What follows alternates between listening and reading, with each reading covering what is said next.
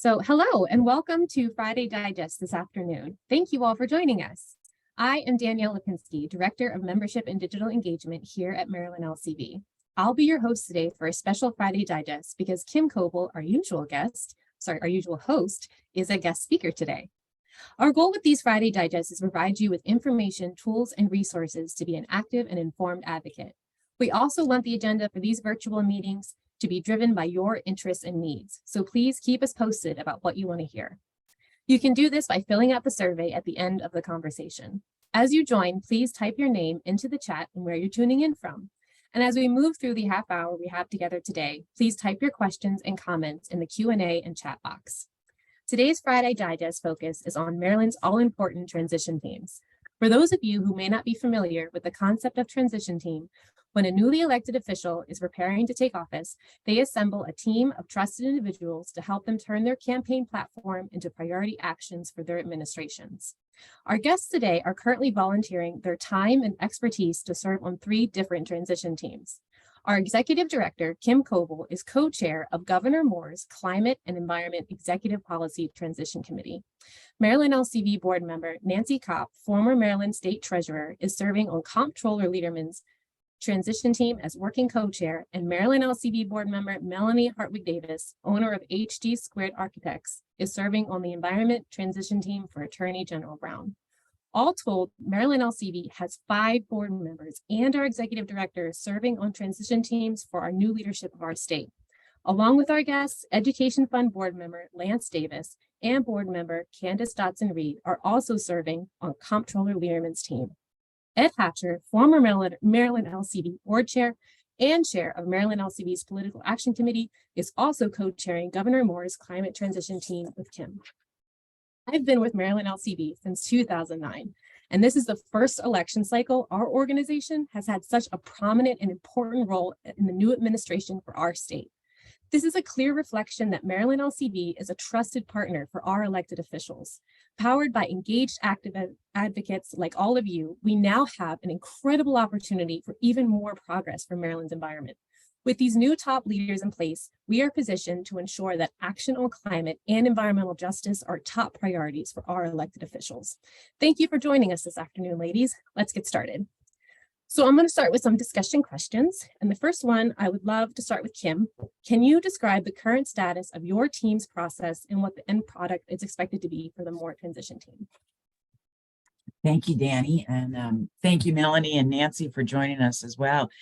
I'm very happy to tell you that we are probably 99% done the transition process. So I'm going to back up and explain it, and then I'll tell you where we go from there. For the past 2 months, there's been a group of about 200 people that have served in the Moore transition team work. There's 9 teams: education, healthcare, emerging opportunities, and others, including climate and environment. And I, along with Ed Hatcher and Sukobi Wilson at University of Maryland, have co-chaired the climate and environment one. Within that transition team, there have been 3 working groups. One has covered government leadership, one has covered air and water, and the other one has covered clean energy. And each of the co-chairs took one of those topics and dove in deeper within that. This transition team's been a little bit different. The Moore administration gave us policies that Governor Moore committed to, supported, talked about, embraced during the campaign, and asked us to develop the action plans or the recommended actions to meet the policies. However, they made the point that this is literally a transition plan, right? They're starting now with the new administration, and so our time frame was within 6 months or 6 months to a year as their agency people come up to speed.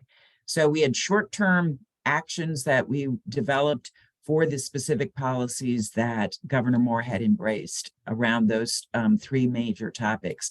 All said and done, we have about 12 pages of recommendations, some metrics, and I feel really proud of it. So I think by the end of the day, we'll have submitted it to the overarching transition team that Lieutenant Governor Miller is chairing. They will give it a review, have a copy editor go through it to make sure that we spelled everything correctly. And the hope is to issue it by the end of the month. So it'll be coming out soon. Wow, that's pretty soon. Nancy, can you describe how Comptroller Learman's process is going? Yeah, it's quite similar. The comptroller brought together about 160 people altogether, divided into, I believe, six groups. The comptroller's focus is somewhat narrower than the governor, but that allows us both to focus on specific functions like the Board of Public Works and Procurement and pension and tax administration, but also outreach, relations to local government, and the whole spectrum of issues which the comptroller is involved in, which is almost everything you can think of, really. Then the groups were set up. We also invited public participation. They have gone through a series of meetings focusing, just like Kim said, on the comptroller's positions in the campaign, her focus, her interest, and how that meshes with everything else. We hope to have a final public report by the end of the month. Right now, the committees are reporting back, and then the acting co-chairs, who two of us are on LCV's board of directors, Candace Dobson-Reed and I, and the third is Jocelyn Pena-Melnick, delegate from Prince George's County, chairman of a very significant committee in the House of Delegates, and a brilliant woman. So I think we're going to come out with something which the comptroller can actually use when running her office. I didn't mention specifically environment or equity, DEI, because those are lenses through which all of the committees are looking at the issues: sustainability and equity and inclusion. So we hope it'll be really a very good package of goals with some significant metrics of accomplishment, but it's not ready yet. Well, we look forward to seeing it. So Melanie, can you talk about Attorney General's team and how that transition team is going? Certainly. So the Attorney General, as you may know, is a very seasoned figure in our state, with his experience in both state and the federal level. So I think that we're really a kind of a lean and mean machine with his transition team. We were provided, well, there are 7 work groups forming a steering committee, and I'm co-lead of the environmental work group. My co-chair is Ed Gibbs, who's a land use attorney. So there's some spicy contrast there. And the other work groups are civil rights, procurement, environment, consumer protection, equity and ethics, labor, and public safety. So lots of different categories. He's a little less focused on policy. He really wants to make a transformational impact to the office of the Attorney General. So he's asked us to seek out, input from organizations, individuals who interact on a regular basis or have, invested interest in the Attorney General's office and knowledge, both within the public and the private sector. So we are reaching out and meeting with, MBIA to Sierra Club to Chesapeake Legal Alliance, other LCV folks, just all the different groups, our big, and River Keepers too. One of our big concerns is that we miss somebody. So I just want to take the opportunity to say that the transition team's website is AG Transition 23, and there is an easy connect button. If you can put a note in there that if you want to reach out to me to talk specifically on the environmental issues that you might have or thoughts for the AG office, please don't hesitate to do that. We've got another 2 to maybe 3 weeks that we're going to be meeting with groups and people. And then we have a template that we have been provided that's going to be a 5 to 8 page summary of our findings I should also say, if you want to put your name in the chat here too, that's the easiest. Maybe if you want me to reach back out to you for a meeting, we'd be happy to do that. So we'll work with that template. That template, our notes from the meetings, from the public input, and also the memos that have come from the AG's office. Each department in the AG's office has provided us with memos of their summary of what they do and how, they would like to, what their thoughts are as well about changes and transitions that can happen. Sounds like sort of consistent processes. Yes, I think so. That's great. That's really good to hear that type of synergy is happening across there. So this actually flows really nicely into my next question for the three of you. And it's, how does your team engage the public in shaping these documents? And how do you see them engaging in the public moving forward with their administrations? And let's start with Nancy this time. Well, the first thing I should have mentioned, and I didn't, was how diverse, in fact, the membership of the committees are, from all parts of the state, different perspectives, obviously diverse in terms of race, et cetera, but perspectives on issues. So you bring a lot in that way. And in addition, there is also for the comptroller a website where we have been receiving significant input. We haven't had public hearings. That may be something the comptroller will want to bring to the public when we deliver this product. But I think it really will be the result of consideration by a significantly diverse set of eyes. Great. And then I know, Kim, there's been quite a few town halls for the more transition team. Are there other ways for people to get involved? Are there more town halls coming up? No, there's not, but it has been extensive. As much time as we've put in thinking and writing, we have probably put in twice that much in terms of listening, which has been a really important part of the process. So the more administration created a portal on the transition website where anybody could submit an idea. And there's a big database that they track, and depending on the topic, we have a list. So I, as we were writing, would frequently check that. So what are people saying? What are their ideas? That was one way. The other was meetings, and Ed and Jacoby and I would have a number of one-on-one meetings with people that had been selected by the Moore administration for us to talk with. The other thing that we did was there were a number of cross sectional issues. So things that were part of climate and part of agriculture, or emerging opportunities in climate. So we would do joint meetings with other work groups. And, I had a great meeting with the agricultural people and the Farm Bureau. So those meetings occurred. We had the last thing we did is they held 2 town hall meetings. They were each an hour long, where people were invited to participate, and it was a discussion, and we sat and spent a lot of time listening. Those were very productive in terms of giving us a sense of what other people were concerned about. And so all of that has been compiled, at least intentionally compiled into the report. So That's great. That's really good to hear. And Melanie, did you want to add more about how Attorney General Brown is reaching out to the public?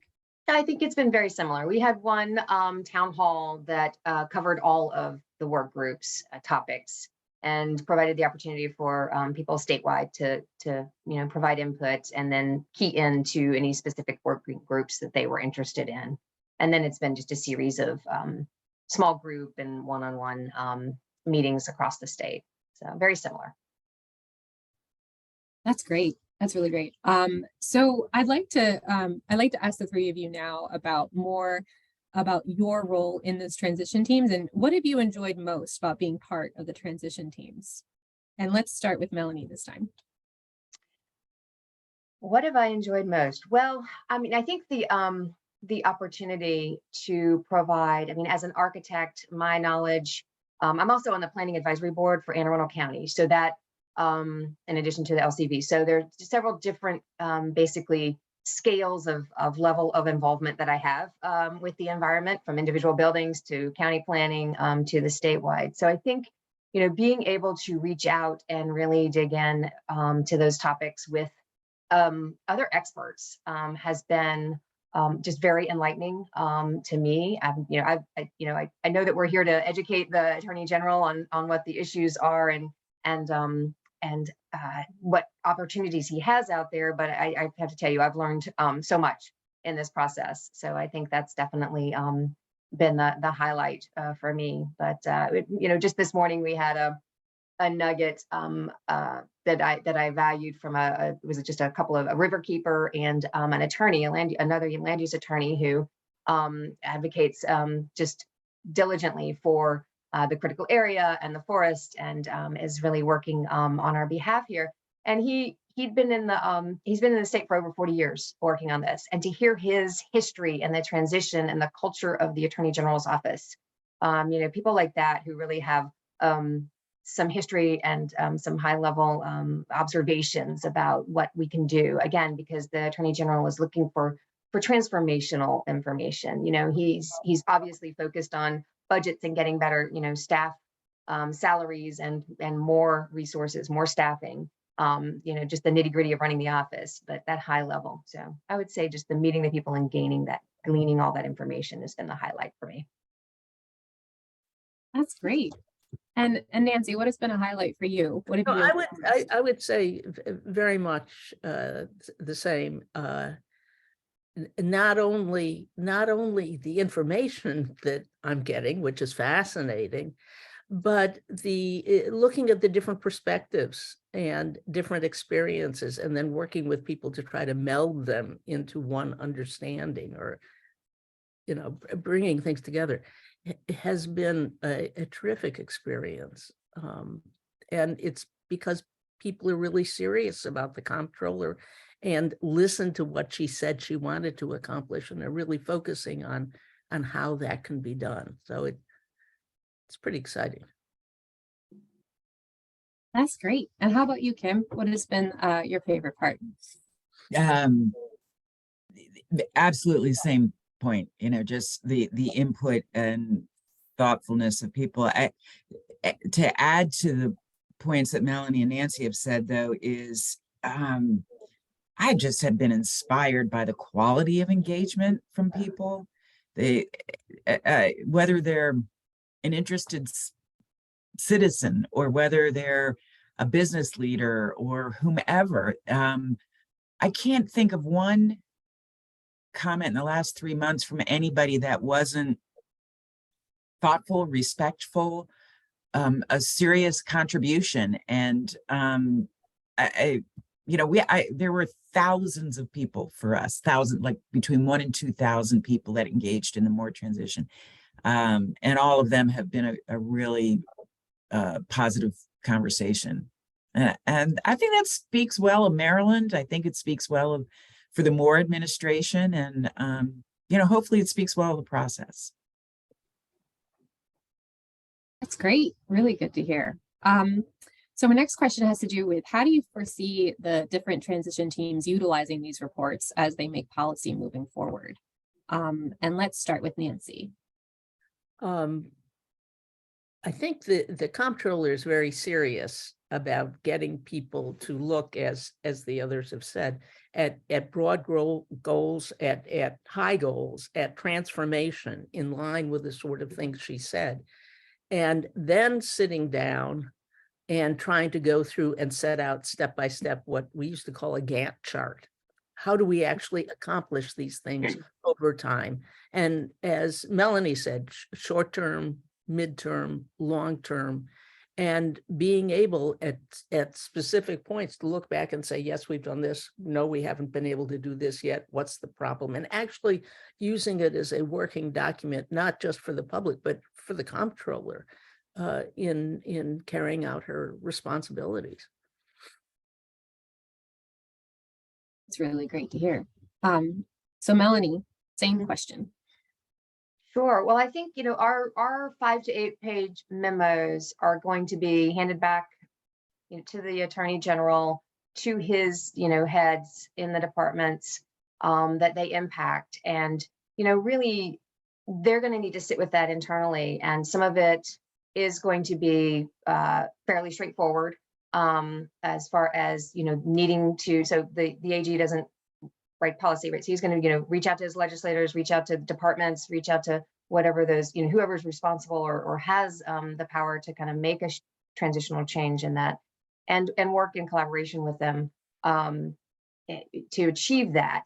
And then, over the, some of it's a much bigger, that Gantt chart for something that's a cultural shift. I mean, we've had some internal conversations about cultural shifts within an office. And so that's a much larger Gantt line, right? And a much more detailed, layered approach that's going to have to happen for some of them. So there's going to be some easy low-hanging fruit, and there's going to be some longer term, as Nancy mentioned. So, and then, the transition team ourselves, we're going to continue to be available. Anybody can reach out to us over the, next year or two or whatnot. But, and we can then have that conduit. We have that conduit back to the AG's office and to the AG. But it's just, I think that there's going to need to be a constant reminder, and not an accountability, but an accountability, right? That, hey, we've, as a transition team, we want to keep going back to them to say, how's this coming along, and where are we, and what can we do here, and that sort of thing. So I think that follow-up is going to be important.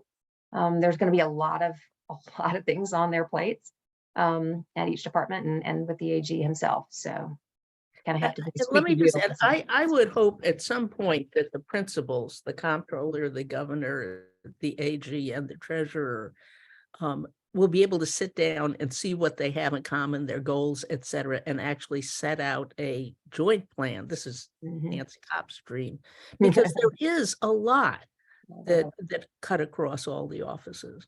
It's true. That's very true. I think that's well said, Nancy. And I think it's a great suggestion. And same thing with the Moore plan, that it's going to the team, the leaders, the chief of staff, the governor himself, lieutenant governor, and they're going to be going through him and digesting him. Ultimately, they'll go to the secretaries and the cabinet level, who will then drill down into their particular sections. And I do anticipate ongoing dialogue. I should make the point, I think this is true for all of us, is that this was an independent body, if you will, right? I mean, we did it with respect for the governor's office and what it can and needs to be doing, but it wasn't necessarily written by his administration. They had some input, but so this, these documents are really the voice of Marylanders. And I think that because of that, the point about accountability is really important, and organizations like Maryland LCV will take that to heart. But also, I think the opportunities that, as Nancy was describing, are really great too. So that's great. And that actually flows really nicely to my last question for each of you. So what inspiration or advice can you share with our audience today about the importance of staying engaged in the process and actively engaging in the aspect of policymaking? And let's start with Kim.